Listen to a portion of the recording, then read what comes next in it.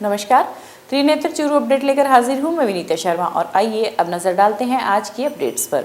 सादुलपुर की बहल रोड पर स्थित एसबीआई बैंक के एटीएम को कल देर रात तोड़कर कैंपर जीप में डालकर ले जाने का प्रयास किया गया, लेकिन लोगों की जागरूकता और हवाई फायर करने के कारण बदमाशों को सफलता नहीं मिली। हालांकि थानाधिकारी गुरु भूपेंद्र सिंह 1 किलोमीटर तक पैदल दौड़कर मौके पर पहुंचे तथा 3 मिनट के अंतराल के दौरान बदमाश फरार होने में सफल हो गए। वहीं तोड़े गए एटीएम को पुलिस ने जब्त कर लिया। प्राप्त जानकारी के अनुसार एटीएम में 35 लाख रुपए नकद होना बताया जा रहा है। जिला कलेक्टर सांवरमल वर्मा ने आज जिला मुख्यालय स्थित डीबी अस्पताल का निरीक्षण कर आवश्यक निर्देश दिए। इस मौके पर उन्होंने कहा कि कोरोना वायरस संक्रमण महामारी के इस चुनौतीपूर्ण समय में चिकित्सा एवं स्वास्थ्य सेवाओं से जुड़े लोगों, चिकित्सकों, पैरामेडिकल स्टाफ की भूमिका अत्यंत महत्वपूर्ण है। अतएव समस्त व्यवस्था सुचारू रखें और सरकार की ओर से उपलब्ध करवाई जा रही समस्त सुविधाओं का बेहतर लाभ रोगियों को मिले, यह सुनिश्चित करें। साथ ही इस दौरान उन्होंने आदर्श टीकाकरण केंद्र कोविड-19 का निरीक्षण किया तथा फीडबैक लिया। उन्होंने कोविड-19 डेडिकेटेड अस्पताल के labour room, oxygen generation plant, MCH अस्पताल एवं कोविड-19 का निरीक्षण किया। इस मौके पर संतोष महन सरिया, प्रदीप सरावगी व प्रमोद क्याल ने हीटर व कंबल भी वितरित किए। वहीं इस दौरान अधीक्षक एफएच गोरी ने अस्पताल की व्यवस्थाओं एवं कोविड-19 के दौरान किए गए कामकाज से अवगत करवाया। इस अवसर पर मेडिकल कॉलेज प्राचार्य Sitaram Gothwal, CMHO doctor Manoj Sharma, DRCO doctor Anish Qureshi आदि भी मौजूद रहे। सरकारी निर्देशानुसार कल जो है ड्राई रन किया जाना है। चूरू जिले में 3 जगह होगा। यहाँ पर जिला जो इसमें जिला अस्पताल में हो रहा है, बाकी 2 जगह और हमारी सीएचसी में होगा। ये जो तैयारियाँ की कल के लिए हैं और जो राज्य सरकारी गाइडलाइन उसके अकॉर्डिंग तैयारी कर रहे हैं। हम पूरे निर्देशों की पालना करते हुए ये सुनिश्चित करेंगे कि जो है ड्राई रन हो उसमें सारे निर्देश की पालना की जाए और जब एक्चुअल जो वैक्सीनेशन होगा उस समय हमारे को किसी तरह की परेशानी नहीं आएगी। मौसम खराब होने के कारण पिछले 4 दिनों से सरदार शहर में स्थित मूंगफली खरीद केंद्र बंद पड़ा है, जिसके कारण किसानों को विभिन्न समस्याओं से गुजरना पड़ रहा है। वहीं किसानों की मूंगफली खुले आसमान के नीचे पड़ी है। जानकारी के अनुसार केंद्र में मूंगफली तुलाई के लिए क्षेत्र के 3200 किसानों ने पंजीयन करवाया, जिसमें से 1450 किसानों को टोकन जारी कर दिए गए। समिति की ओर से प्रतिदिन 60-70 किसानों को टोकन जारी किया जा रहा है। वहीं अब 1750 किसान मूंगफली तुलाई के लिए अपनी बारी का इंतजार कर रहे हैं। खरीद केंद्र के प्रभारी हेमंत मीणा ने बताया कि अभी मौसम खराब होने के कारण मूंगफली में नमी आ गई है, जिसके कारण तुलाई को बंद करना पड़ा। मौसम साफ होते ही मूंगफली की तुलाई शुरू कर दी जाएगी। किसान आदमियाँ 4-5 दिनों में अठ बैठा और सरकार कांटो चला रही है किसान हो। सरकार क्या कह रही है? सरकार कह रही है ये बरसात से भीजगी नमी है इसलिए नहीं तो। सांसद राहुल कसा ने मंगलवार को सीएमओ एवं राज्य सरकार के पशुपालन विभाग के अधिकारियों से मुलाकात कर चूरू लोकसभा क्षेत्र में झींगा मछली पालन की अनुकूल परिस्थितियों के मद्देनजर राज्य सरकार द्वारा आवश्यक सुविधाएं मुहैया कराए जाने पर चर्चा कर मुख्यमंत्री के नाम पत्र सौंपा। अधिकारियों से वार्ता के दौरान सांसद कसा ने बताया कि लोकसभा क्षेत्र की तारानगर व राजगढ़ तहसीलों में अनेकों किसानों द्वारा झींगा मछली का पालन किया जा रहा है, जिसकी वजह से उन्हें काफी आर्थिक लाभ के साथ साथ अनेकों लोगों को रोजगार भी उपलब्ध हो रहा है। वहीं लोकसभा क्षेत्र में 20,000 हेक्टेयर पर मछली पालन कार्य किए जाने की संभावना विभाग द्वारा बताई जा रही है, लेकिन उचित संसाधनों एवं तकनीकी ज्ञान के अभाव में अनेकों ग्रामीणों को इस व्यवसाय में नुकसान भी हो रहा है। जिला मुख्यालय पर विद्युत विभाग के कार्यालय में बने स्टोर के अंदर कल रात्रि में अज्ञात चोरों ने ट्रांसफार्मर, केबल व टायर चुरा लिए। वहीं आज सुबह जब स्टोर इंचार्ज स्टोर में पहुंचे तो स्टोर के मुख्य दरवाजे का ताला टूटा हुआ था। इस पर स्टोर प्रभारी गोपाल सिंह ने कोतवाली थाने पहुंचकर अज्ञात के खिलाफ मामला दर्ज करवाया। स्टोर कार्यालय के इंचार्ज ने बताया कि स्टोर में रखे ट्रक के 3 नए टायर, कॉपर की केबल व 6 ट्रांसफार्मर चोरी हुए हैं। सर, ये कल रात्रि को किसी समय कोई वहाँ पे अज्ञात चोर आया, उन्होंने वो चोरी को अंजाम दिया। सुबह क्या मेरे पास फ़ोन आया था 9:50 पर मेरे सहायक का, दिनेश का। उसने बताया कि स्टोर के अपने ताले टूटे हुए, एक जैसे बाहर वाला है, फिर उसके अंदर जा गेट हो रहा है, तो बाहर वाले की ताला लगा हुआ था, एक कुंडी थी वो संकल की, वो निकली हुई थी। अंदर वाले स्टोर का जो गेट है वहाँ से ताला गायब था पूरा। और फिर हम लोगों ने देखा, मैंने सहायक मिलता बहुत तक बुलाया स्टोर में, उनको जानकारी दी, तो हमने संयुक्त रूप से देखा तो स्टोर के अंदर से कोई 3 तो टायर थे हमारे ट्रक के नए, वो गायब मिले। 155 kg के आसपास वो पीवीसी केबल थी, वो गायब मिली कॉपर की। 30 kg स्क्रैप था, वो ट्रांसफार्मर से वो आता है कोई तांबा वगैरह का, वो गायब थी। अब जब बाहर देखा तो 6 ट्रांसफार्मर थे सिंगल फेस के ट्रांसफार्मर, वो गायब मिले। 950 मीटर विजल कंडक्टर गायब मिला इस तरह से। फिर यहाँ आए हैं कोतवाली, रिपोर्ट वगैरह दर्ज कराने आए हैं। कुल 2,83,000 का सामान था। निकाय चुनाव की घोषणा के साथ ही भाजपा व कांग्रेस नेताओं के पास चुनाव लड़ने के इच्छुक उम्मीदवार अपने अपने आवेदन पत्र लेकर पहुंच रहे हैं। वहीं दूसरी ओर दोनों ही पार्टी के नेता जीता हुए उम्मीदवार को टिकट देने पर मंथन कर रहे हैं।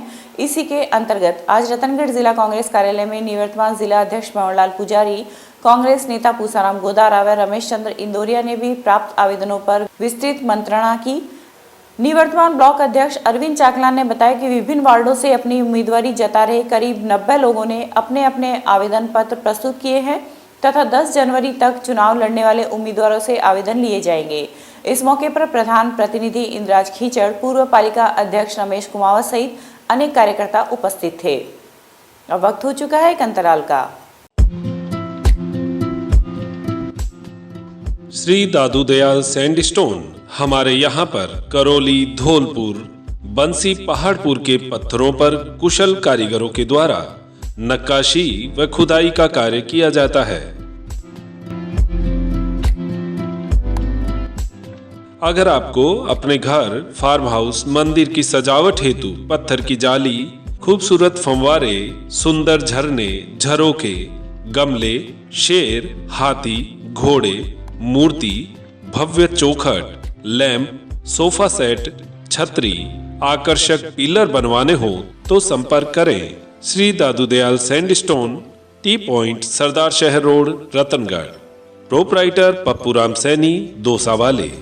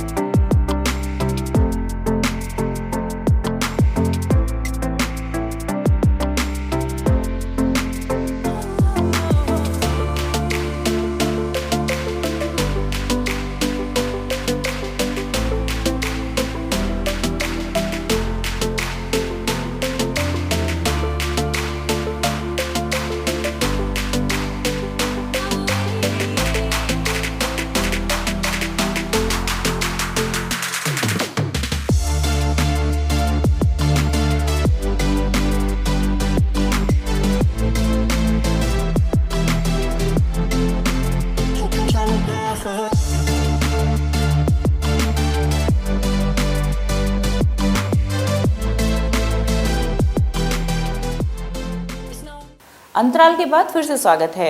वहीं राजल देसर में भी आज नगर पालिका चुनाव को लेकर भारतीय जनता पार्टी के नगर मंडल की एक अहम बैठक का आयोजन किया गया। विधायक अभिनेश महर्षि के मुख्य आतिथ्य में हुई बैठक में आगामी चुनाव की रणनीति पर मंथन किया गया।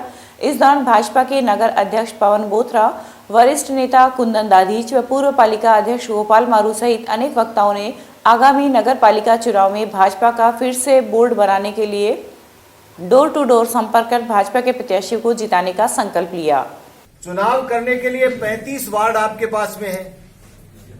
मेरे पास में विधानसभा में 3 नगर पालिका है।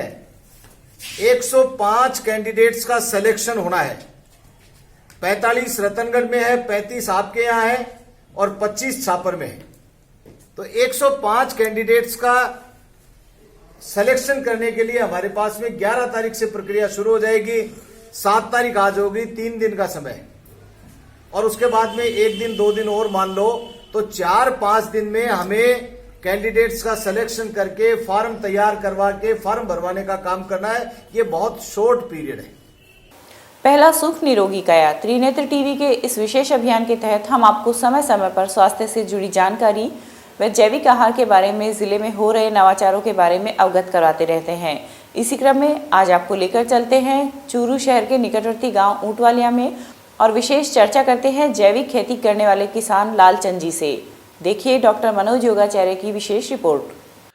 केमिकल खेती से परेशान होकर आम किसान जो है वो कोशिश कर रहा है कि जैविक खेती की ओर जाए, लेकिन जो परंपरागत किसान हैं, जो खेती करने वाले हैं, वो तो थोड़ा सा बच रहे हैं जैविक खेती से, क्योंकि एक फ्लो जो केमिकल खेती से इनकम का बन रहा है, जो उसकी पैदावार का बन रहा है, वो एक बार ब्रेक ज़रूर होगा जैविक खेती करने से।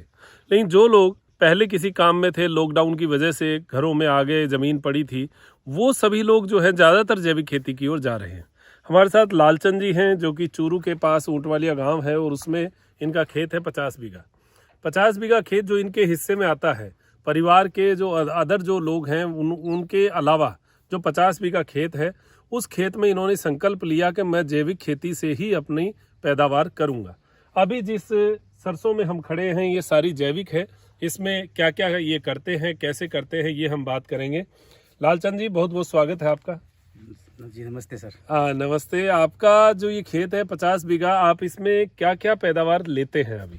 सर इसमें सरसों है, गेहूं है, और थाई एप्पल कश्मीरी बेर भी है, और जामुन है, नींबू है, आंवला है। कुछ अभी स्टार्ट किया मैंने, मतलब छोटी बागवानी आपने लगाई छोटी बागवानी करके धीरे धीरे इसको बढ़ावा दे तो रहे हैं। जैविक खेती आपने कब से ये करना शुरू किया? सर मैं तो लॉकडाउन के बाद में हूँ, बाकी 2 साल से मैं ये काम कर रहा हूँ। 2 साल से मैं जैविक पहले आदमी रह के काम करते थे? पहले आदमी रखता था, और अब मैं खुद इसको संभालता हूँ। तो जैसे सरसों का जो हम बीच में खड़े हैं, क्या क्या इसमें आपने छिड़काव किया है, क्या क्या इसमें डाला है? इसमें वेस्ट डिकम्पोजर डाला है, और जीवामृतम बना के वो डाला है, और घन जीवामृतम मैंने एक बार डाला है इसमें। अच्छा, घन जीवामृत। घन जीवामृतम और केंचुआ की खाद भी डाली? केंचुआ की खाद भी डाली है, केंचुआ की खाद तो। अच्छा, इसके साथ आपने गेहूं लगा रखा है। हालांकि गेहूं जो है दिखने में थोड़ा हल्का दिखता है, लेकिन इसकी जो पैदावार है वो बड़ी शुद्ध और जैविक होगी, ये तो बात पक्की है। तो इसमें जैसे क्या क्या आपने डाला होगा गेहूं को सही रखने के लिए? यूरिया के लिए क्या डालते हैं इसमें? इसमें यूरिया के लिए तो हमने वो लस्सी तैयार करी है, और 2 पानी दिया है अभी, तो 2 पानी में और लस्सी डाली है इसमें। 2 पानी में लस्सी 2 पानी में लस्सी तो डाली आप है। किस जुगाड़ से लस्सी जो है वो डालते हैं आगे? प्लास्टिक के ड्रम में हम तैयार करते हैं लस्सी। अच्छा। उसमें तांबे का बर्तन डालते हैं, और 7-8 दिन बाद में हम इसकी लस्सी की स्प्रे कर देते हैं। स्प्रे करते हाँ, हैं? स्प्रे करते हैं। अच्छा, उससे ढोलकी से? हाँ, ढोल की स्प्रे जी, स्प्रे जो हमारी टैंक आता है छोटा, कंधे पर डालकर। हालांकि अब इसके भी बड़े अलग नवाचार आने लगे। वेंचुरी तो थी, वेंचुरी के साथ अब फर्टिलाइजर टैंक भी आने लग गया। वो भी हम प्रेशर के द्वारा बनाकर और उसको अपने फव्वारों के द्वारा उसके साथ मिक्स करके डाल सकते हैं।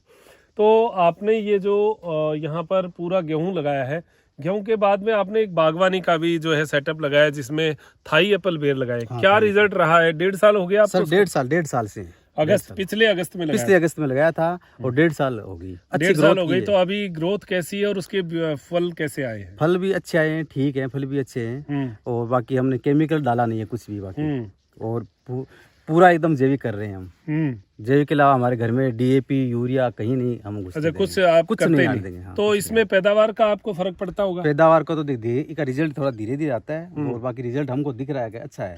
अच्छा, तो पैदावार पिछले साल की बजाय अच्छा रहा है। अच्छा, पिछले साल से अच्छा रहा है। पिछले साल से अच्छा रहा है। तो आपका जैसे पिछली बार आपका जो डीएपी वगैरह नहीं डाला और जैविक गेहूं हुआ, तो आपका प्रति बीघा कितना गेहूं हुआ था? प्रति बीघा तो हमारे इसमें 4 बीघा जमीन थी, उसमें हमने 44 क्विंटल गेहूं निकाले थे। 44 क्विंटल, यानी 1 क्विंटल 11 क्विंटल 1 बीघा का लिया आपने? 11 क्विंटल 1 बीघे। 11 क्विंटल आपने 1 बीघे। 44 क्विंटल गेहूं जो है 4 बीघा में इन्होंने लिया है। तो ये सारा जो चीज़ें हैं, इन पे मेहनत करने की आवश्यकता है। हम अगर मेहनत करेंगे तो इतना शानदार खेत का दृश्य जो है वो हमें देखने को मिलेगा। और जैविक खेती की ओर हमें ज़रूर जाना चाहिए। आपके पास कितनी भी जगह है, आप गोबर का, गोमूत्र का सहेजने का शुरू करिए, आप केंचुआ खाद बनाना शुरू कीजिए, आप जीवामृत बनाना शुरू कीजिए, और साथ में वेस्ट डिकम्पोजर जो है वो तो उसका एक सपोर्ट है ही। तो ये सब चीज़ों को यूज़ में लेते हुए हम हमारी खेती को मजबूत बनाएं, हमारे देश के किसान को मजबूत बनाएं, और हम इस प्रकार की सुंदर खेती, सुंदर अनाज जो है वो पैदा करें। लालचंद जी, बहुत बहुत धन्यवाद आपका। आपने बहुत अच्छी बातें बताई, और एक प्रेरणा जो है एक नई किसान को, किसी को भी जो भी देख रहा है उसको मिलेगी, और आपसे हम और भी बहुत कुछ सीखेंगे। बहुत बहुत धन्यवाद आपका। बहुत बहुत धन्यवाद साहब। आप दीजिए इजाज़त मुझे, डॉक्टर मनोज योगाचार्य को, मेरे साथी नरेश जी शर्मा के साथ। त्रिनेत्र टीवी के लिए नमस्कार। सरदार शहर में आज गंदे पानी की समस्या को लेकर वार्ड संख्या 4 के बाशिंदों ने विरोध प्रदर्शन कर नगर पालिका खिलाफ जमकर नारेबाजी की। इस दौरान वार्ड के लोगों ने बताया कि लंबे समय से पानी भराव के कारण मुख्य रास्ते अवरुद्ध हो गए हैं। वहीं गंदे पानी की निकासी के लिए पालिका प्रशासन का अनेक बार ध्यान आकर्षित कराया गया, फिर भी समस्या ज्यों की त्यों बनी हुई है, जिसके कारण वार्ड के लोगों में भारी आक्रोश व्याप्त है। साथ ही उन्होंने कहा कि अगर शीघ्र ही समस्या का निराकरण नहीं हुआ तो आने वाले पालिका चुनाव का बहिष्कार किया जाएगा। भाई समस्या पानी की मोहल्ले की है, देखो लियो नाली खड़ी है, टूट रही है, फूट रही है, पानी गंदगी को ढेर लाग रही है। और तो कमजोर लोग हम यही घनी गंदगी है, हमारी गंदगी तो सक लो आने वाले हैं क्या, तो आगे चुनाव मना लो है, गंदगी को जी लाग गया। जिला मुख्यालय पर आज राजस्थान राज्य भारत स्काउट व गाइड के द्वारा जिले के नवनियुक्त जिला कलेक्टर सावरमल वर्मा का स्काउट गाइड परिवार के द्वारा स्वागत किया गया। इस अवसर पर सीईओ स्काउट महिपाल सिंह तंवर द्वारा स्कार्फ पहनाकर एवं प्रभारी सहायक जिला कमिश्नर विजय लक्ष्मी शेखावत द्वारा पुष्पगुच्छ भेंट कर जिला कलेक्टर का स्वागत किया गया। इस दौरान सचिव बजरंगपुरी गोस्वामी, स्काउट दलीप सिंह सहारण सहित रोवर रेंजर्स उपस्थित थे। चूरू जिला मुख्यालय पर जिला कलेक्टर साहब श्री सावरमल जी वर्मा साहब ने ज्वाइन किया है। बड़ी हर्ष की बात है कि आदरणीय वर्मा साहब हमारे स्काउट गाइड परिवार से जुड़े हुए हैं और प्रदेश संगठन में राज्य आयुक्त यानी स्टेट कमिश्नर समन्वयक के पद पर और जयपुर मंडल पर मंडल मुख्यायुक्त के पद पर आप अपना मार्गदर्शन और आशीर्वाद दे रहे हैं। और अब चूरू में पधारे हैं तो चूरू में भी चूरू की स्काउटिंग को भी आदरणीय कलेक्टर साहब का मार्गदर्शन और आशीर्वाद मिलता रहेगा और यहाँ की गतिविधि और आगे बढ़ेगी। राजस्थान पथ परिवहन निगम जयपुर मुख्यालय के आदेशानुसार अनुपमा सारस्वत ने आज राजस्थान रोडवेज डिपो चूरू के मुख्य प्रबंधक का पदभार संभाला है। इससे पूर्व Saraswat Delhi depot, Jaipur deluxe depot व सरदारशहर डिपो में अपनी सेवाएं दे रही थी। इस मौके पर डिपो के स्टाफ कर्मियों ने मुख्य प्रबंधक का स्वागत करते हुए शुभकामनाएं प्रेषित की। पदभार संभालने के पश्चात प्रबंधक ने डिपो का निरीक्षण किया और कर्मचारियों से वार्ता की।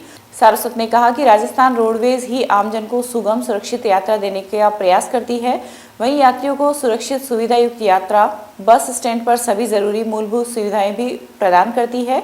साथ ही उन्होंने कहा कि चूरू डिपो में यात्रियों को अधिक से अधिक सुविधा मिले, इसके लिए प्रयास करूंगी। जी, मेरा नाम अनुपमा सारस्वत है। मैं संभाग प्रबंधक राजस्थान रोडवेज में कार्यरत हूँ और आज मैंने चूरू आगार में मुख्य प्रबंधक पद का कार्यभार ग्रहण किया है। और हमारे प्राथमिकता में यही रहेगा कि महिलाओं को सुरक्षित यात्रा करवाई जाए और राजस्थान रोडवेज पर जो जन सामान्य का विश्वास ऑलरेडी है उसको और गहरा किया जाए और उनको हर तरह की सुविधा हम यथासंभव जो उनको उपलब्ध करवा सकते हैं वो हम प्रयास करेंगे कि उनको करवाई जाए। जिला निर्वाचन अधिकारी एवं जिला कलेक्टर सावरमल वर्मा ने नगर निकाय आम चुनाव से जुड़े अधिकारियों से कहा है कि वे 8 नगर निकायों में होने वाले चुनाव के लिए समयबद्ध ढंग से सब बंदोबस्त करें ताकि निर्वाचन आयोग के निर्देशानुसार स्वतंत्र, निष्पक्ष एवं शांतिपूर्ण चुनाव संपन्न करवाए जा सकें। जिला कलेक्टर आज कलेक्ट्रेट सभागार में आयोजित नगर निकाय प्रकोष्ठ प्रभारियों एवं अधिकारियों की बैठक की अध्यक्षता कर रहे थे। उन्होंने कहा कि चुनाव से जुड़ी समस्त गतिविधियों के दौरान कोविड-19 प्रोटोकॉल का पूरी तरह से अनुसरण किया जाए तथा किसी भी प्रकार की लापरवाही नहीं बरती जाए। बैठक में चूरू एसडीएम IAS अभिषेक खन्ना, DLR पवन कुमार तंवर, सहायक निदेशक कुमार अजय, कोषाधिकारी रामधन, ऑब्जर्वर सेल के ओम प्रकाश फगेड़िया व डॉक्टर JB खान सहित विभिन्न प्रकोष्ठों एवं दायित्वों से जुड़े अधिकारीगण मौजूद थे। अब वक्त हो चुका है एक अंतराल का।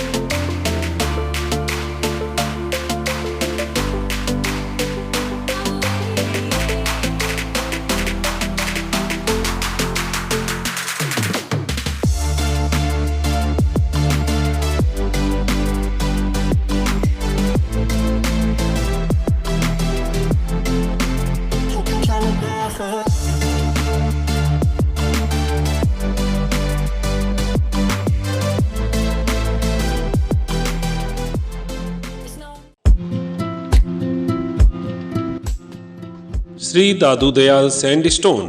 हमारे यहाँ पर करौली, धौलपुर, बंसी, पहाड़पुर के पत्थरों पर कुशल कारीगरों के द्वारा नक्काशी व खुदाई का कार्य किया जाता है।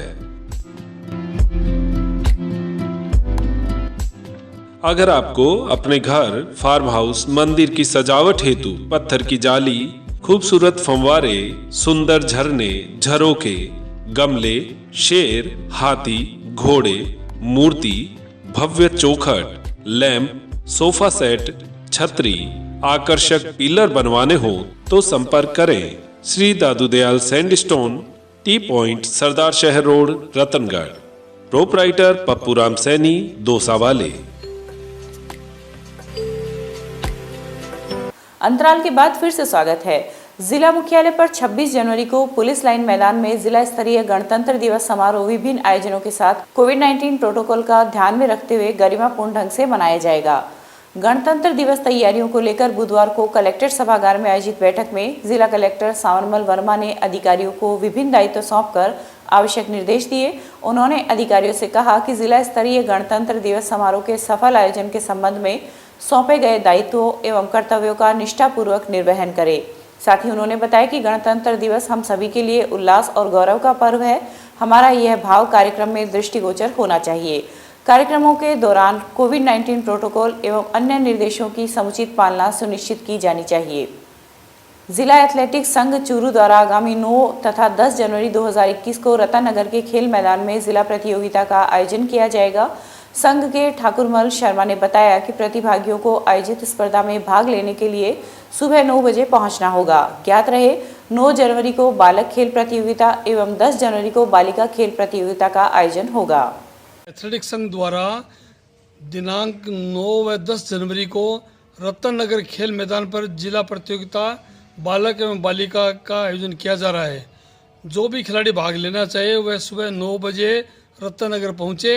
9 तारीख को बालक वर्ग का प्रतियोगिता होगी, 10 तारीख को बालिका वर्ग की प्रतियोगिता होगी। जो खिलाड़ी इसमें भाग लेना चाहे वो अपना मूल निवास, उम्र का प्रमाण पत्र और एक फोटो साथ में लेकर आए। जिला परिषद कार्यालय में आज सत्तार खान ने मुख्य कार्यकारी अधिकारी के पद पर कार्य ग्रहण किया। इस अवसर पर अल्पसंख्यक अधिकारी कर्मचारी महासंघ चूरू के जिला अध्यक्ष आरिफ खान के नेतृत्व में सीईओ सत्तार खान को गुलदस्ता भेंट कर स्वागत किया। इस मौके पर कार्यक्रम अधिकारी गफ्फार खान, जलदाय विभाग के अयूब खान, अध्यापक शराफत खान व सुरेश तिवारी आदि ने माल्यार्पण कर स्वागत किया। आज मुख्य कार्यकारी अधिकारी के रूप में माननीय सत्तार खान साहब ने कार्य ग्रहण किया है। अल्पसंख्यक अधिकारी कर्मचारी महासंघ ने उनके यहाँ आने पर खुशी जताई और उनका हार्दिक अभिनंदन किया। इसी अवसर पर साथ जिला कलेक्टर महोदय ने भी हमारे चूरू जिले में कार्य ग्रहण किया है, उनका भी साथ ही अभिनंदन किया। आपका नाम? मोहम्मद आरिफ खान, जिला अध्यक्ष अल्पसंख्यक अधिकारी कर्मचारी महासंघ। चूरू के कलेक्ट्रेट में जिला कलेक्टर सांवरमल वर्मा व मुख्य कार्यकारी अधिकारी सत्तार खान को पर्यावरण प्रेमी व शिक्षक बाबूलाल तुनगरिया ने मास्क व गिलोय का पौधा भेंट किया। इस अवसर पर जिला कलेक्टर ने कहा कि ऐसे नेक कार्य करने से और भी लोगों को प्रेरणा मिलती है। कोरोना महामारी में समाज के लिए पुनीत कार्य करना बहुत बड़ी बात है। इस अवसर पर एसीईओ नरेंद्र चौधरी ने भी अपने विचार व्यक्त किए। आज हमने कलेक्टर कार्यालय में सीओ साहब सत्तार खान जी और जिला कलेक्टर महोदय सांवरमल जी वर्मा को कोरोना वायरस रोकथाम हेतु हमने मास्क भेंट किए हैं। इसलिए हम चाहते हैं जन जागरूकता अभियान चलाया है हमने, ताकि चूरू जिले से कोरोना है वो खत्म हो। Thank you. रतनगढ़ के गांव रूखासर के ठाकुर जी मंदिर में चल रही श्रीमद् भागवत कथा का गुरुवार को समापन हुआ। कथा में व्यासपीठ पर सत्यार्चा विराजमान थी। उन्होंने 7 दिनों तक चली कथा के दौरान भागवत की महिमा बताते हुए कहा कि इससे बड़ा कोई ग्रंथ नहीं है। व्यक्ति के सभी प्रश्नों का समाधान इसमें है तथा इसके नियमित वाचन व श्रवण से व्यक्ति को सद्मार्ग पर चलने की प्रेरणा मिलती है। कथा के अंतिम दिन सुदामा प्रसंग पर बोलते हुए कथावाचिका ने कहा कि मित्रता से बड़ा संसार में और कोई रिश्ता नहीं होता और सच्चा मित्र वही होता है जो विपरीत परिस्थितियों में भी अपने मित्र का साथ न छोड़े। इस मौके पर जगदीश सूबेदार, शिवपाल मेघवाल व सरपंच रामकृष्ण थालोड़ सहित अनेक लोग उपस्थित थे। निकाय चुनाव की घोषणा के साथ ही रतनगढ़ नगर पालिका में भी लोगों की चहल पहल बढ़ गई है। वार्ड पार्षद का चुनाव लड़ने वाले उम्मीदवार नो ड्यूज प्राप्त करने के लिए पालिका के चक्कर लगा रहे हैं। पालिका अधिकारियों की माने तो पिछले 2 दिनों में 30 से अधिक लोगों ने आवेदन किए हैं, जिनमें से 13 लोगों को NOC जारी की गई है तथा पालिका को 10,000 रुपये से अधिक का राजस्व प्राप्त हुआ है। आगामी दिनों में यह संख्या और बढ़ने वाली है। चूरू की स्थानीय बालिका उच्च माध्यमिक आदर्श विद्या मंदिर में आज स्वर्गीय तुलसीराम प्रजापत का श्रद्धांजलि कार्यक्रम संपन्न हुआ। कार्यक्रम में बालिका उच्च माध्यमिक आदर्श विद्या मंदिर के व्यवस्थापक खेताराम चोयल ने बताया कि तुलसीराम प्रजापत ने संघ के सक्रिय कार्यकर्ता के नाते सभी का मार्गदर्शन किया। कार्यक्रम में आदर्श शिक्षण संस्थान के जिला व्यवस्थापक मदन लाल प्रजापत, भानु प्रकाश सैनी, प्रधानाचार्य किशन लाल सैनी सहित अनेक कार्यकर्ताओं ने उनके जीवन पर प्रकाश डाला तथा उन्हें श्रद्धासुमन अर्पित किए। सुजानगढ़ में आज आशा सहयोगियों ने बाल विकास परियोजना अधिकारी गौरव चौधरी को ज्ञापन सौंपकर सामूहिक कार्य बहिष्कार कर हड़ताल पर जाने की सूचना दी। ज्ञापन में बताया गया कि जयपुर में महिला एवं बाल विकास विभाग के बाहर आशा सहयोगिनियों का अपनी जायज मांगों के समर्थन में धरना चल रहा है, जिसके समर्थन में हड़ताल पर जाने के साथ ही आशा सहयोगिनी से संबंधित कार्यों का बहिष्कार करने की घोषणा की। इस अवसर पर उर्मिला केवल, चन्ना देवी, दर्शना, संजू कंवर सहित अनेक आशा सहयोगिनी उपस्थित थी। सरकार हमारी मांग है कि सरकार हमसे ना भेदभाव का बर्ताव कर रही है। जो कार्यकर्ता है उनसे तो कम काम करवा कर उनको अधिक मान दिया जाता है, जबकि सारा डिपार्टमेंट का काम हमसे करवाया जाता है, जबकि हमको मानदेय के रूप में सिर्फ 2700 रुपये दिए जाते हैं। हमारी मांग है कि इससे 2700 रुपये से हमारे घर का खर्चा भी नहीं चलता है। सरकार अगर हमको 2700 रुपये में घर का खर्चा चला के दिखाई। और हमारी मांग है कि जो जयपुर में हमारी बहनें हड़ताल पे हैं उनको गिरफ्तार किया गया, उनको छोड़ दिया जाए, नहीं तो हम भी है ना जयपुर जाएंगे और हड़ताल करेंगे और सरकार की मनमानी नहीं चलने देंगे। के समर्थन के लिए ये कार्य बहिष्कार कर रहे हैं और हमारी मांगे हैं कि कम से कम हमें 18,000 मानदेय दिया जाए, क्योंकि हम 24 घंटे काम करते हैं और हमें स्थायी किया जाए। 2700 रुपये में हम अपना घर खर्च नहीं चला सकते। अगर 2700 रुपये में कोई भी कर्मचारी अपना घर खर्च चला सकता है तो हमें ये बताए कि हम 2700 रुपये में अपने घर में एक महीने का दूध नहीं खरीद सकते, तो 2700 रुपये में कैसे हमारा गुजारा होगा सर। सुजानगढ़ में आज अपराधी बहादुर सिंह की अपर जिला एवं सत्र न्यायालय में पेशी हुई। एडीजे रामपाल जाट के समक्ष पेश हुए आरोपी को आरोप सुनाए गए। अपर लोक अभियोजक डॉक्टर कर्णिदान चारण ने बताया कि बीकानेर जेल से सीकर न्यायालय में पेश होने के बाद वापस जाते समय पुलिसकर्मियों से हथियार छीनकर फरार होने के प्रकरण में बहादुर सिंह को गुरुवार को एडीजे रामपाल जाट के समक्ष पेश किया गया। राजस्थान के कुख्यात हार्डकोर अपराधी बहादुर सिंह उर्फ पहलवान निवासी खारिया कनीराम को आज आज़ाद न्यायालय में पेश किया गया था। दिनांक 4 जून 2014 को बहादुर सिंह को पुलिस लाइन बीकानेर से 4 कांस्टेबल सीकर कोर्ट में तारीख पेशी भुगताने के लिए लेकर आए थे और तारीख पेशी भुगताने के बाद बहादुर सिंह उनको बहला फुसला करके अपने गांव खारिया कनीराम लेकर गया, जहां उसने और साथ ही एक मुलजिम जो कि राजेंद्र उर्फ फौजी, दोनों ने मिलकर के पुलिस के उस जाब्ते को मतलब उनके साथ धक्का मुक्की मारपीट करके उनका असला हथियार छीन के ले गए और उसमें भाग गए थे। उसमें एक FIR संख्या 36 जो दर्ज हुई थी, जिसका आरोप पत्र 20A जो कि 15 अप्रैल 2015 को पेश हुआ था।